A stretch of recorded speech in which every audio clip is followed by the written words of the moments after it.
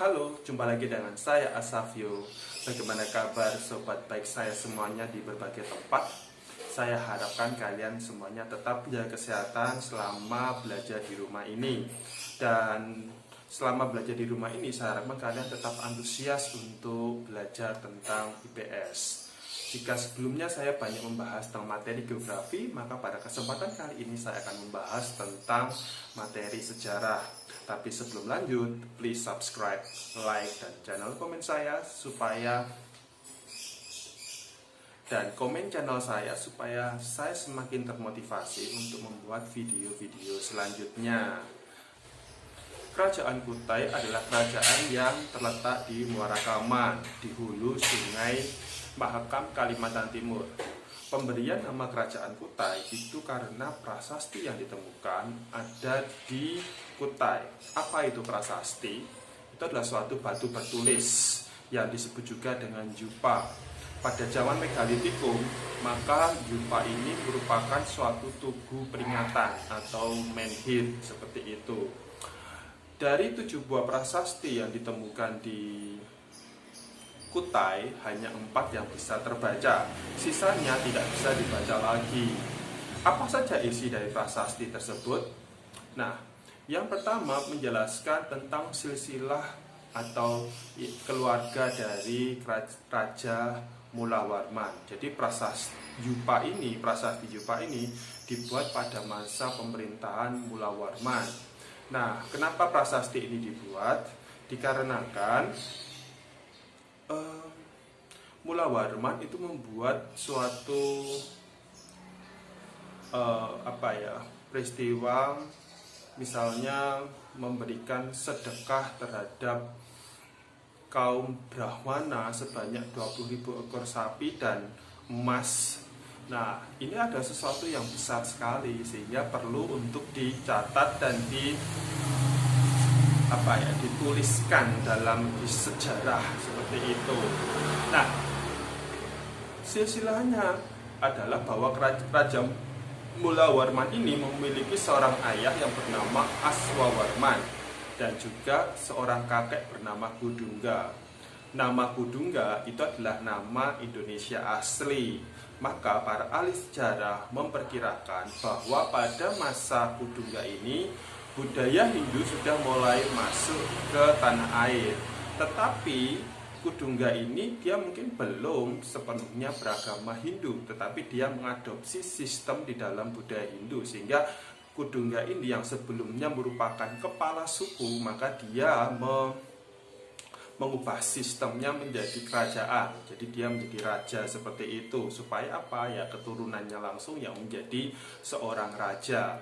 Nah, kemudian raja yang kedua adalah Aswawarman. Aswawarman ini itu disamakan sebagai dewa Ansuman atau dewa matahari. Ingat bahwa sejak zaman Hindu-Buddha umumnya dewa raja-raja itu disamakan dengan dewa tertentu untuk menunjukkan kehebatan mereka.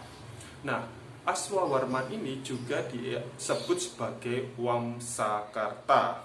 Apa itu Wamsakarta? Itu adalah pendiri dinasti, pembentuk keluarga. Kenapa bukan Kudungga?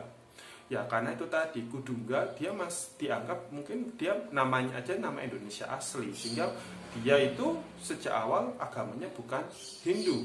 Baru pada masa Aswawarman anaknya, Aswawarman ini sudah dijadikan Hindu dan nama yang digunakan pun juga nama-nama Hindu. Maka dia akhirnya dianggap sebagai pembentuk keluarga dalam tradisi Hindu. Kemudian juga ada lagi Raja Mulawarman ini pada saat menyediakan emas dan juga sedekah 20.000 ekor sapi, itu disedekahkan di suatu tempat suci, lapangan suci yang namanya Waprakeswara. Waprakeswara ini merupakan lapangan suci yang dikaitkan dengan Dewa Siwa, sehingga diambil kesimpulan bahwa Raja Mulawarman ini itu penganut Dewa Siwa, atau masyarakatnya itu menganut Hindu Dewa Siwa seperti itu. Nah, kita perhatikan bagaimana budaya Hindu atau agama Hindu-Buddha ini bisa masuk ke Kutai, padahal lokasinya ada di dalam pulau, bukan di pesisir.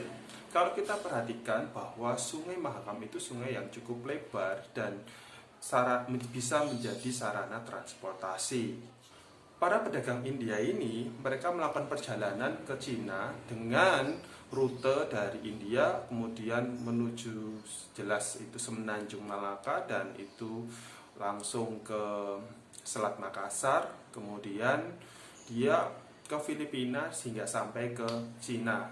Nah, pada saat perjalanan ke Filipina ini, dia akan singgah ke Kutai karena dia akan masuk ke wilayah pedalaman. Ini analisisnya seperti itu. Kemudian analisis yang kedua adalah masalah jumlah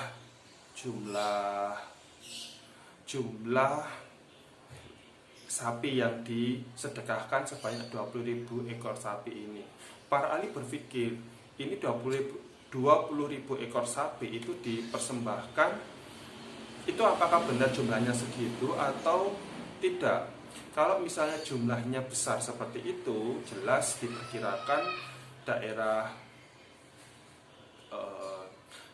di Kutai itu satu tingkat peternakannya itu sudah pasti cukup maju.